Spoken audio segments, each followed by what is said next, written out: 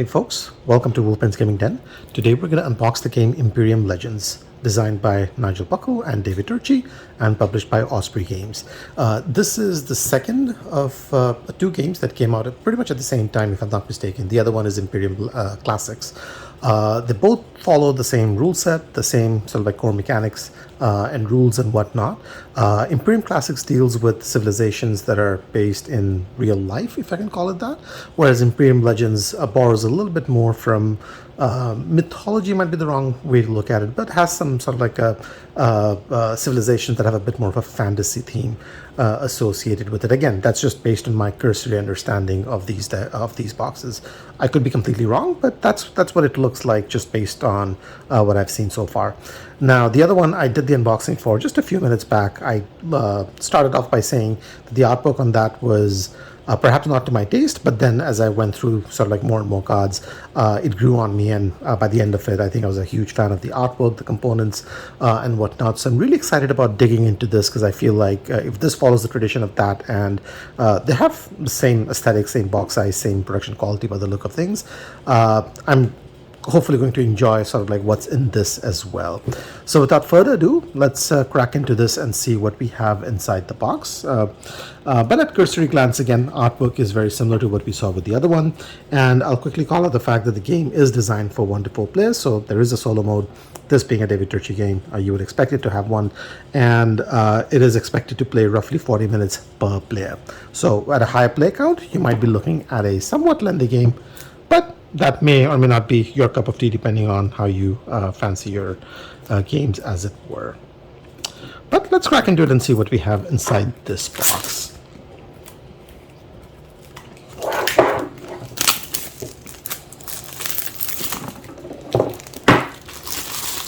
All right. So first things first, again, striking box cover art, as it were. You get to see representation from 4 different factions up front, one on the side here and another on the side there. And I guess this one and this one are 2 others. So there's 8 civilizations that come in each of these boxes. And this one, we'll have a quick look at the back and see what we have in here. So in this, you have the Arthurians, Utopians, Atlanteans, as well as Egyptian, Mauryan, Minoan, Allmix and Kin civilizations. So Arthurians, Utopians, Atlanteans, that's where sort of like it's coming with the saying that, you know, there is a bit of a fantasy aspect to some of the civilizations in this box. But like the artwork so far, let's crack into it and see what we have inside. So same as the other one, there's a sort of like a pattern on the inside lid.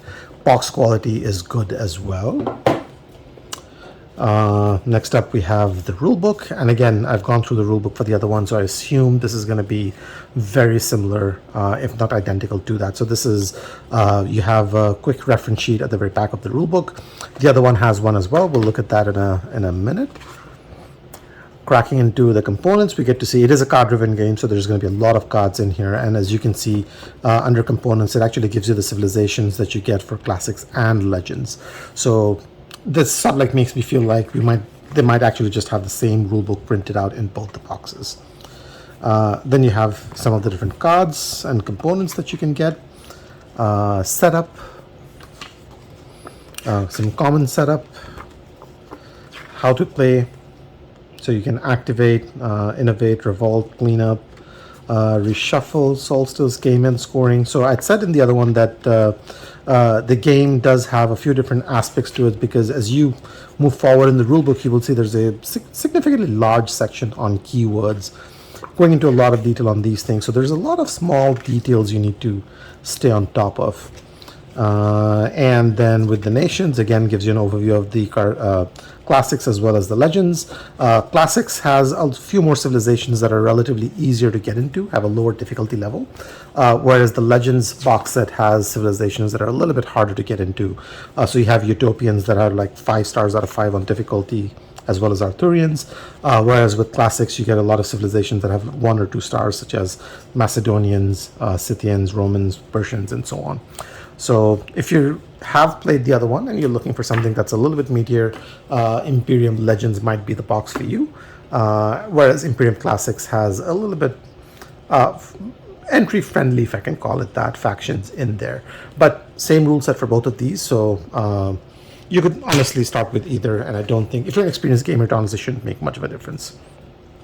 Next up, we have the solo rulebook, and similar to the other one, there's going to be some unique rules components in here if you are playing solo. So we can see that there's a bot setup, how to play, changes to gameplay, different difficulty levels you can play with as well. So you can play with the Chieftain, Warlord, Imperator, Sovereign, Overlord difficulty levels. There's a campaign mode in here with the different nations reference table as well. So if you are playing solo, you can sort of like play a campaign through different scenarios and whatnot, I guess. And that should be pretty good too. So if you're somebody who likes solo gaming, this is not a bad box to get into because there's a dedicated rule book for that in here. Next up, we get 3 sets of punchboards, mostly, in fact, all mostly consisting of counters. We do get some of these in here, which will go alongside some of the card rows in there, but otherwise, these counters are all punching out well. This looks identical to what we saw in Imperium Classics as well. So I'm not going to go through all of these, but what I can share with you is the stock on these it's not bad. It's not the thickest I have seen, but it's all right. It's not too bad, and they generally punch out quite well. I've not had any issues with these so far, and by the look of things, it's the same in here as well. No reason really to assume that they would be any different because they do seem identical, really. Not even similar, like literally identical. Next up, we do get to see all the cards sorted out in here. You get a dice, and this is again probably pretty much the same dice that we saw in the other box as well. It's a standard D6, but it's a little on the larger end, a little chunky. So hopefully will give you a nice feel when you're rolling it out. Now, the one thing I liked about the insert in the other one, and I'm pretty sure that this follows the same trend, is that these actually have labels for the different card types that actually go into this. So as you can see here, the Arthurian card deck is meant to go in here. So it's a really neat touch. Make sure that organizing the game is going to be easy for you once you have sort of like, once you're moving your cards around and whatnot. So let's start by looking at some of these different factions. And again, given the fact that it is a card-driven civilization game, cards are a big part of it. So we'll spend some time looking at these as well. If you're not really interested in sort of like checking each one of these out individually, just fast forward through this and you'll get a good sense of what's in here. But otherwise, let's crack into it and have a look at that. So we see some of the civilization cards, which are double-sided, and you choose the side you're going to play with in the game. And then most of the cards in these deck, other than the Unrest and some of the other cards, actually are unique to that faction. So you have Arthurians, you have King Arthur's Court, you have Gwith, you have Grawl, Lancelot. So it looks like they're going with the traditional names for these characters rather than the more famous ones that were used at. Sorry, the camera's having a bit of a difficulty zooming in or out of this. Sir Bedivere, Vivian of the Lake, City of Camelot, Britannia. Yeah, and again, when I first started looking at the artwork for these, I said that, while I appreciated the artwork for what it is, I thought it wasn't really my cup of tea. But again, as I've seen more and more of these, it has grown on me. And then, of course, we end with the Unrest cards in here. The backs, other than sort of like the main civilization card and some of these character cards, are sort of like the same, as you can see in here. Now, I'll just quickly zoom in so that you guys can get a good sense on the quality of the artwork on this as well. And as you can see, it's definitely a very specific design style, if I can call it that. And for the most part, I do think that I've enjoyed these quite a bit. There's a good amount of consistency as you look at the different factions. So that's always a good sign as well. Yeah, so that's the Arthurians. We'll put these guys aside for now. Let's crack into the Atlanteans. All right, let's see what we have here. So you have the Atlanteans, again, double-sided. Artbook is the same. It's just the ability that differs based on the two sides. You have the Advanced Culture, Palace of Poseidon, Spread of Atlantis, And again, hopefully you can make out the artwork. It's the one thing that I did wish when I made my comment initially was that I wish there were the artwork was a little bit more, little less cartoony and a little bit more realistic, just given this sort of like the serious and somber nature of the game itself. But I'm fine with this as it is. Yeah, and the artwork has grown on me, so I'm not really complaining on that front. I'm actually happy with the way that it looks to me right now. So next up, we're going to look at the Egyptian card deck. Unification, development, embalming, because, you know, Egyptians, why not embalm, right? Obelisk, Ramses II, Egyptian expansion, medicine. Oh, zoom in, there we go. Oh, looks like the camera has a bit of a difficulty focusing for some reason.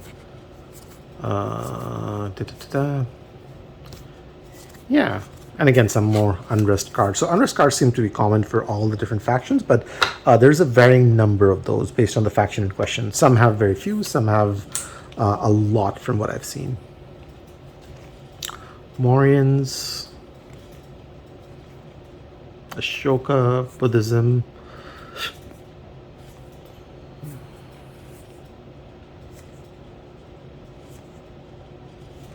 Yeah, generally quite nice. And then some more Unrest cards at the end there. So that's all fine and good. Let's move on to the next deck, which is the Uncivilized cards. So there are cards in here called Civilized cards and Uncivilized cards. And they don't seem to be specific to a faction. We have Elders, Invasion, Monuments, Code of Laws, Religion, Oracle, Domestication, Watermill, Ganut, Ritual, Ceremonies, City, Road and Buildings, Art, Diplomacy, Leadership, Lost Scroll. So again, I'll quickly zoom in for some of the artwork on these because they do look quite interesting. If this is going to focus, yeah, there we go.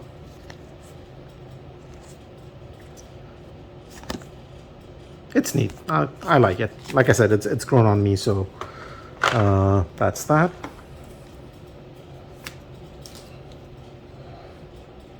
These are the region cards.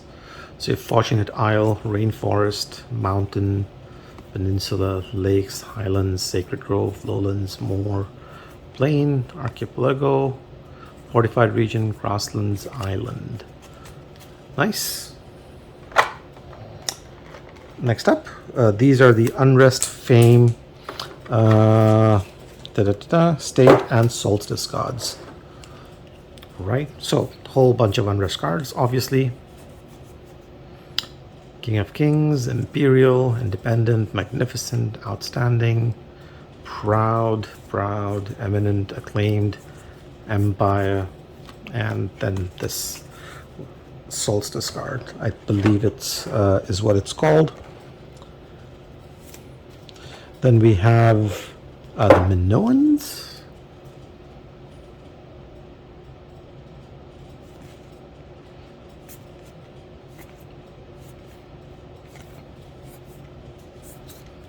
So again, if you're not really familiar with some of these factions or civilizations, these cards will give you sort of like a very good flavor of some of the key features you could expect from those civilizations. It might even sort of like entice you to read up on them and learn a little bit more, which is always very cool. Next up, we have Allmix. I do not believe I'm as familiar with these guys. Looks like a Central American / South American kind of civilization.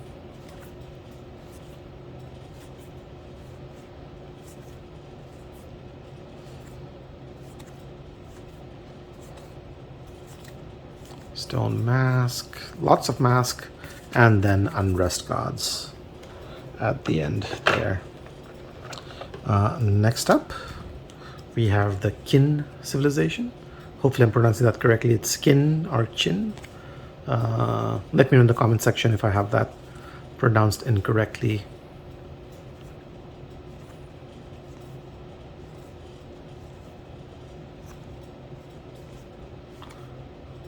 Confucianism, legalism, Eastern Zhao, Western Zhao. Yeah. Nice. And then we have the Utopians.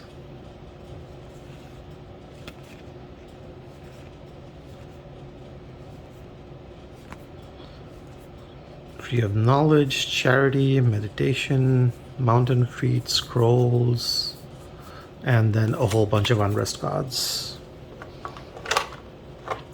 These are the tributary cards. So tributes basically that you might be playing. So you have Etruscans, Scythians, Vikings, Phoenicians, Romans, Greeks, Carthaginians, Persians, Celts, Macedonians, and Jeonju.